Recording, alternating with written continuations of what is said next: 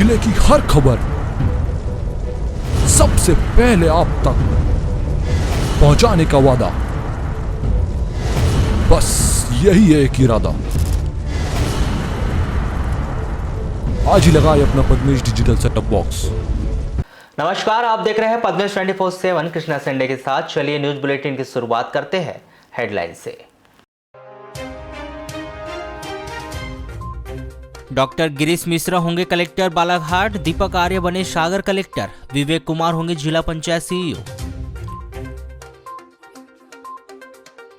बालाघाट शहर के सागौन वन में हुई हत्या के मामले में 2 लोगों को आजीवन कारावास की सजा।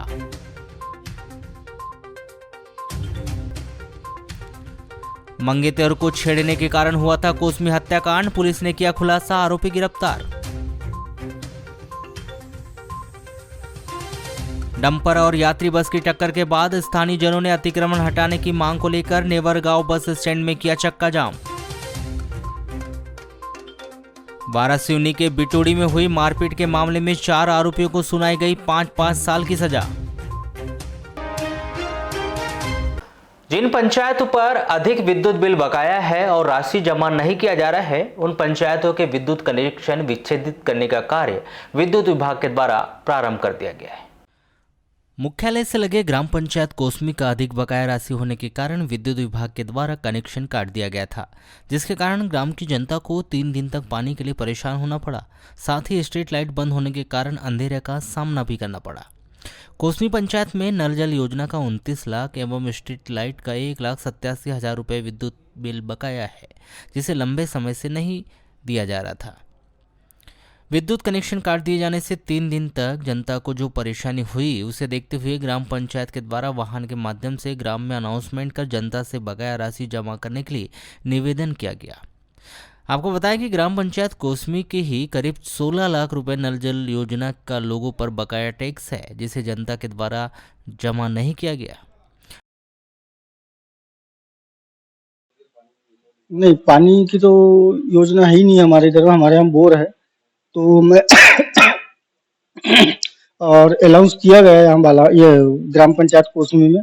तो ग्राम पंचायत कोसमी में अलाउंस के माध्यम से मैं भी टैक्स पटाने के लिए आया हूँ यहाँ पे। नहीं, हर साल इसलिए नहीं पटा पाया क्योंकि मैंने अभी तुरंत में मैंने मकान बनाया है।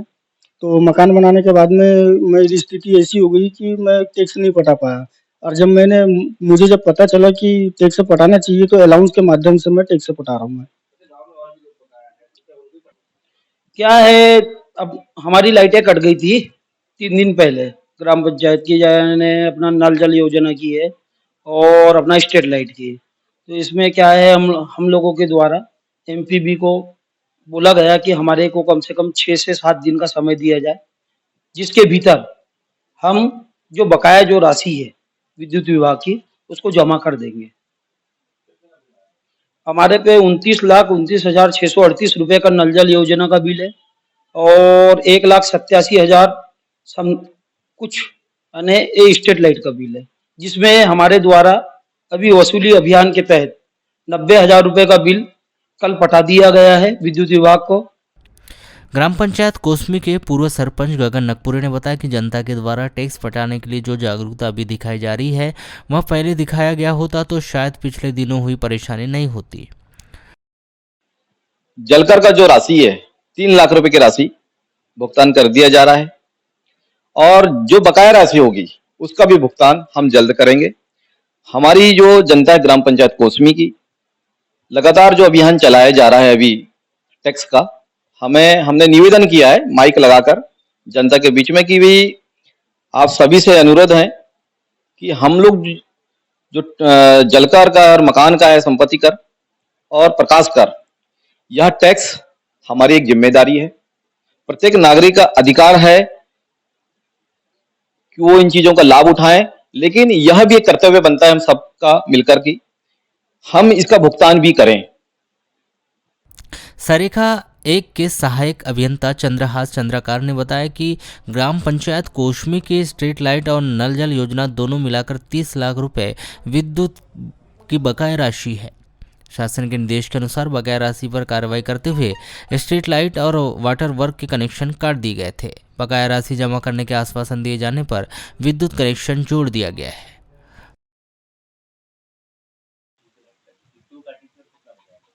ग्राम पंचायत कुसमी का स्ट्रीट लाइट और वाटर वर्क्स दोनों मिलाकर लगभग 30 लाख रुपए का यानी विद्युत देय का बकाया राशि है। ऊपर से शासन के निर्देशानुसार जो बकाया राशि पर कार्रवाई करते हुए उनकी स्ट्रीट लाइट और वाटर वर्क्स दोनों के कनेक्शन काट दिए गए थे। उनके द्वारा कुछ भुगतान करने के पश्चात पुनः जुड़वा दिया गया और उनके द्वारा यह भी आश्वासन दिया गया था कि आगामी दिनों में आगामी कुछ दिवसों में बकाया राशि का और भी भुगतान किया जाएगा, जिसके कारण उनको पुनः जोड़ दिया गया था। पति के द्वारा दी जा रही प्रताड़ना से परेशान होकर एक नवविवाहिता ने शादी के 3 माह बाद ही मायके में आकर जहरीली वस्तु का सेवन कर लिया, जिससे जिला अस्पताल में उपचार के दौरान उसकी मौत हो गई। यह घटना खैलांजी थाना क्षेत्र के ग्राम भोरगढ़ की है। जिला अस्पताल में पुलिस ने मृतिका नवविवाहिता ममता पति मनीराम मस्कोले 19 वर्ष की लाश पोस्टमार्टम करवाकर शव उनके परिजनों को सौंप दिया है।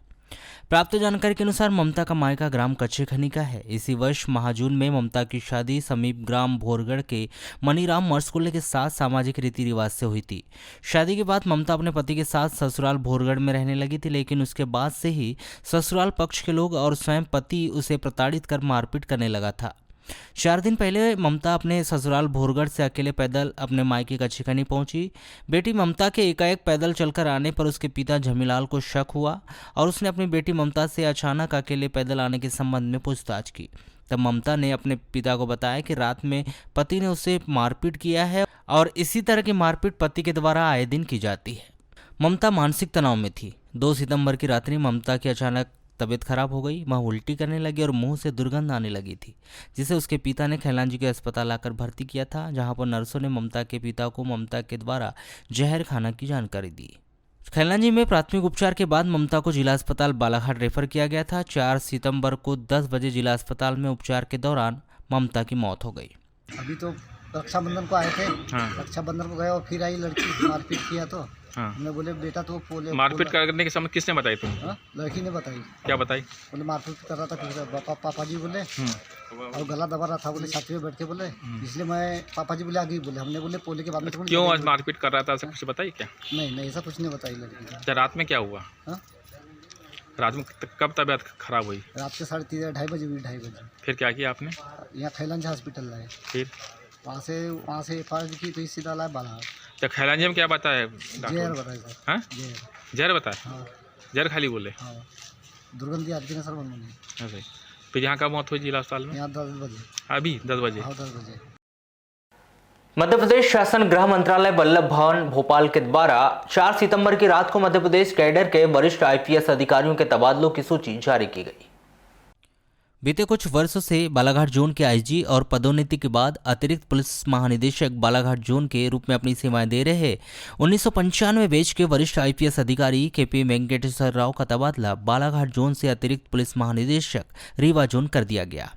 अतिरिक्त पुलिस महानिदेशक बालाघाट केपी वेंकटेश्वर राव के स्थान पर 1994 बैच के वरिष्ठ आईपीएस अधिकारी अतिरिक्त पुलिस महानिदेशक आशुतोष राय का तबादला अतिरिक्त पुलिस महानिदेशक बालाघाट जोन किया गया है। आपको बता दें कि गृह मंत्रालय वल्लभ भवन भोपाल के द्वारा 2 सूची जारी की गई, जिसमें एडीजी स्तर के 12 आईपीएस अधिकारी और 20 एसपी और आईजी स्तर के अधिकारियों के नाम शामिल हैं। जिले के गढ़ी थाना के अंतर्गत बैयर रोड पर पिकअप ने मोटरसाइकिल को ठोस मार दी। इस सड़क दुर्घटना में मोटरसाइकिल में सवार 2 महिला सहित 3 लोग घायल हो गए। तीनों घायल, जिनमें सुषमा ताराम 40 वर्ष, गीता ताराम 35 वर्ष और अंकित कुमार ताराम 18 वर्ष, सभी निवासी ग्राम खजरा थाना गढ़ी निवासी को बैयर के अस्पताल से जिला अस्पताल बालाघाट रेफर किया गया है। प्राप्त जानकारी के अनुसार सुषमा ताराम आशा कार्यकर्ता है और गीता ताराम आशा पर्यवेक्षक है। बताया गया है कि 4 सितंबर को आशा कार्यकर्ता सुषमा ताराम और आशा पर्यवेक्षक गीता ताराम आवश्यक कार्य से बालाघाट आ रहे थे और वे दोनों अंकित कुमार ताराम की मोटरसाइकिल में बस में बैठने खजरा से नुनका टोला बैयर रोड आ रहे थे। तभी 11 बजे करीब खजरा हाई स्कूल के पास सामने से आ रही पिकअप ने मोटरसाइकिल को ठोस मार दी। लालपुरा क्षेत्र के अंतर्गत बालाघाट सिवनी राज्य मार्ग क्रमांक 72 पर ग्राम नेवरगांव बस स्टैंड में 4 सितंबर को एक डंपर के द्वारा यात्री बस को टक्कर मारने पर ग्राम के एक युवक के द्वारा एक फल दुकान वालों से अतिक्रमण हटाने के लिए कहा गया। आपको बताया कि इस बात को लेकर फल दुकान संचालक के द्वारा उक्त युवक के साथ मारपीट की गई, जिसकी खबर परिजनों को मिलने पर परिजनों एवं ग्रामीण जनों के द्वारा दुकान संचालक के अतिक्रमण हटाने को लेकर बालाघाट सिवनी राजमार्ग में टायर जलाकर एवं मार्ग पर हाथ ठेले अड़ाकर आधे घंटे तक चक्का जाम किया गया, जिससे वाहनों की कतार लग गई। तहसीलदार इंद्र सिंह तुमराली के द्वारा जानकारी मिलते ही नेवर गांव पहुंचकर अतिक्रमण हटाने संबंधी कार्रवाई की जा रही है एवं आवागमन चालू हो गया है।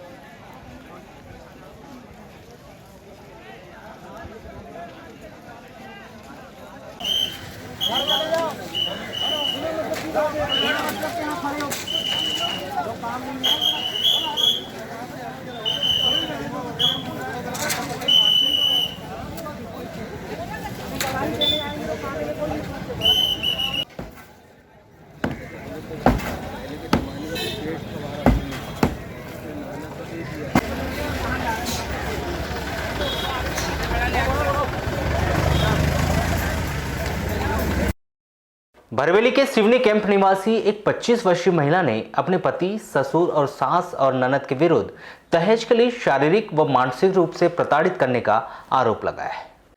फराह खान 25 वर्ष के द्वारा की गई रिपोर्ट पर भरवेली पुलिस ने राजा उर्फ फरीद खान, ससुर वहीद खान, सास सेदुन्निशा और ननद रानी उर्फ तबस्सुम खान के विरुद्ध दहेज प्रताड़ना का अपराध दर्ज कर विवेचना शुरू की है। जानकारी के अनुसार 2019 में फराह खान का विवाह सामाजिक रीति रिवाज से राजा उर्फ फरीद खान सिवनी कैंप भरवेली के साथ हुआ था, जिनका एक 1.5 साल का बेटा भी है। पीड़िता के द्वारा लिखवाई गई रिपोर्ट के अनुसार शादी के कुछ समय बाद से ही ससुराल पक्ष के लोग दहेज के लिए प्रताड़ित कर रहे थे। इस दौरान बीते दिनों प्रताड़ना बहुत अधिक बढ़ गई थी। 3 सितंबर को दिन में 2 बजे फराह खान से उसके पति ने घर में खर्च के लिए पैसे नहीं होने की बात कहते हुए मायके से 40,000 रुपये लेकर आने की बात कहते हुए अपशब्दों का प्रयोग करने लगा, जिसके बाद फराह खान अपने भाई और पिता के साथ रिपोर्ट दर्ज करने पुलिस थाना भरवेली पहुंचकर ससुराल पक्ष के विरुद्ध रिपोर्ट दर्ज करवाई। लैंगिक अपराधों से बालकों का संरक्षण अधिनियम के विद्वान विशेष न्यायाधीश आनंद प्रिय राहुल की अदालत ने शिक्षक खेमराज हरिणखेड़े उम्र 49 वर्ष वार्ड नंबर 33 हुलेश नगर बालाघाट निवासी को आरोपित अपराध में दोषी पाते हुए 7 वर्ष के सश्रम कारावास और 19,000 रुपये अर्थदंड से दंडित किया है। शासकीय उच्चतर माध्यमिक विद्यालय भरवेली में पदस्थ इस शिक्षक हेमराज हरिणखेड़े के विरुद्ध छात्राओं की लज्जा का अनादर करने के आशय में उन पर आपराधिक बल प्रयोग करने का आरोप था। यह घटना 22 अगस्त 2015 से 29 अक्टूबर 2015 के दरमियान घटित हुई, जब शिक्षक हेमराज हरिणखेड़े शासकीय उच्चतर माध्यमिक विद्यालय भरवेली में कक्षा 11वीं में भौतिक शास्त्र के शिक्षक थे।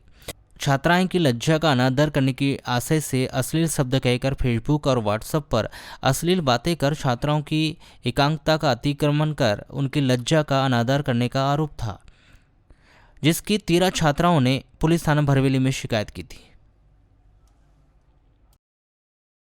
नगर के शासकीय उत्कृष्ट विद्यालय के सभागार में आज आयुष विभाग के द्वारा आजादी का अमृत महोत्सव के तहत आयुष आपके द्वार कार्यक्रम का आयोजन किया गया, जहां छात्र छात्राओं को आयुष प्रणाली के माध्यम से स्वस्थ जीवन की शैली के विषय में जानकारी प्रदान की गई। इस कार्यक्रम के दौरान जिला आयुष अधिकारी एस साकेत, स्कूल प्राचार्य एल सी मानवटकर सहित बड़ी संख्या में स्कूल छात्र मौजूद रहे। इस संदर्भ में चर्चा के दौरान स्कूल के प्राचार्य श्री मानवटकर ने बताया कि छात्र छात्राओं को आयुष के महत्व और उनके प्रभाव की जानकारी देने के प्रमुख मकसद को लेकर इस कार्यक्रम का आयोजन किया गया है, जिसमें आयुष विभाग के द्वारा छात्र छात्राओं को आयुष प्रणाली के विषय में आवश्यक जानकारी प्रदान की गई। आजादी का अमृत महोत्सव आयुष आपके द्वार, इस संबंध में बच्चों को जीवन शैली बताना है और कोविड के नियमों का पालन करते हुए, तो उस आधार पे आयुष विभाग हमारे पास आया और हमारे बच्चों को आयुष के माध्यम से इस तरह से कोरोना से बचना है और अपने जीवन को स्वस्थ कैसे रखना है, और तो उन्होंने यहाँ पर आसन भी बताया और भी अभी कार्यक्रम चल रहा है वो कुछ काढ़े के बारे में बताने वाले हैं। ये जो है इस तरह से कार्यक्रम उन्होंने यहाँ रखा है हमारे। केवल नगर ही नहीं बल्कि पूरे जिले का क्राइम का ग्राफ लगातार बढ़ते जा रहा है, जहां आए दिन चोरी, हत्या, लूट और ठगी के मामलों में इजाफा देखा गया है। बात अगर पिछले 7 दिनों की करें तो पूरे जिले में एक सप्ताह के भीतर चोरी और ठगी के मामले में बेतहाशा वृद्धि देखी गई है। बीते दिनों 31 अगस्त और 1 सितंबर की दरमियानी रात खैरलांजी थाना क्षेत्र में शोरूम सहित 3 दुकानों में की गई चोरी का मामला अभी थमा ही नहीं था कि अज्ञात आरोपियों के द्वारा बीती रात लालबर्रा थाना क्षेत्र की 3 दुकानों के ताले तोड़कर चोरी की बड़ी वारदात को अंजाम दिया गया। वहीं नगर में दान दक्षिणा के नाम पर पुस्तक खरीदने और पुस्तक व्यापारी से आभूषण लेकर ठगी करने जैसे मामले लगातार सामने आ रहे हैं। लगातार बढ़ते जा रहे हैं इन्हीं मामलों को देखते हुए जहां एक ओर पुलिस पेट्रोलिंग पर सवाल उठा रहे हैं तो वहीं दूसरी ओर आरोपियों का पुलिस की गिरफ्त से अब तक दूर होना पुलिस कार्यप्रणाली पर सवाल उठा रहे हैं। इसके अलावा आए दिन जिले में लगातार बढ़ते जा रहे इन मामलों को लेकर लोगों में भय बना हुआ है। लगातार पिछले 7-8 दिनों में इस तरह की कुछ संपत्ति संबंधी अपराध लगातार देखने में आ रहे हैं और इसमें एक विशेष टीम भी लगाई गई है एडिशनल एसपी और एसडीओपी वारासिवनी के सुपरविजन में। इसमें हम लोगों ने आज सुबह कुछ लोगों को, संदिग्ध लोगों से पूछताछ के लिए लिया भी है और कुछ एक मामलों में रिकवरी भी शुरू हो गई है। इनफैक्ट जो कल लालबर्रा वाली घटना है और खैरलांजी वाली घटना है उसमें से भी देख के ऐसा लग रहा है कि कोई एक गिरोह है जो आसपास के क्षेत्र से या बाहर के क्षेत्र से आकर यहाँ पे घटनाओं को अंजाम दे रहा है। कल लालबर्रा वाले क्षेत्र में जो घटना हुई उसमें क्योंकि गश्त पार्टी भी तत्काल पहुँची थी, वो वहाँ पर थी, तो उसमें एक गाड़ी भी बरामद हुई है जैसे चोर छोड़ के भागे हैं। तो उस गाड़ी के भी रजिस्ट्रेशन नंबर के आधार पे और उसमें ये कहाँ से है, किसकी है, उसके आधार पर विवेचना चालू हो गई। जल्दी हम ये जो गिरोह है या एक से अधिक गिरोह भी होंगे तो उन सभी को भी तत्काल कार्रवाई कर रहे हैं, उनको जल्दी गिरफ्त में लिया जाएगा और सभी चोरियों का पर्दाफाश किया जाएगा। ये क्या बालाघाट अनुसूचित जाति जनजाति अधिनियम की विशेष न्यायाधीश राजाराम भारती की अदालत ने हत्या के मामले में आरोपी आदित्य उर्फ आदि दानी, पिता शोभराज दानी 21 वर्ष वार्ड नंबर 1 गौरीशंकर नगर बालाघाट और पवन पिता हरिभाव भंडारी 31 वर्ष वार्ड नंबर 11 बूढ़ी बालाघाट निवासी को आजीवन कारावास और 25-25 हजार रुपए अर्थदंड से दंडित किया है। दोनों आरोपी के विरुद्ध एक विधि का उल्लंघन करने वाला बालक के साथ सागौन वन बालाघाट में अनुसूचित जाति के युवक आशीष वाहने की हत्या करने का आरोप था। अभियोजन के अनुसार 27 एवं 28 सितंबर 2020 की दरमियानी रात्रि 12 बजे से 1 बजे के बीच आशीष वाहने के पेट में गैस बनने के कारण वह टहलने के लिए घर के बाहर रोड पर निकला था। इसी रात्रि में 9 बजे उसका शिवा की दुकान में दारू पीने के समय विधि का उल्लंघन करने वाला बालक राजा के साथ विवाद हुआ था और आशीष वाहने ने राजा को गाली दी थी। उक्त विवाद के कारण राजा ने रात्रि में ही आदित्य उर्फ आदि और पवन भंडारी के घर जाकर उन्हें बताया और तीनों आशीष को मारने तीनों मोटरसाइकिल में सागौन वन गए और तीनों ने मिलकर आशीष को हाथ बुक्कों से मारपीट की और राजा ने आशीष के पेट में चाकू मार दिया। मोहल्ले के लोगों का द्वारा बीच बचाव करने के बाद आशीष को जिला अस्पताल लाकर भर्ती किया गया था, जहां उपचार के दौरान उसकी मौत हो गई। इस मामले में शासन की ओर से विशेष लोक अभियोजक डीपी बिसेन ने पैरवी की थी।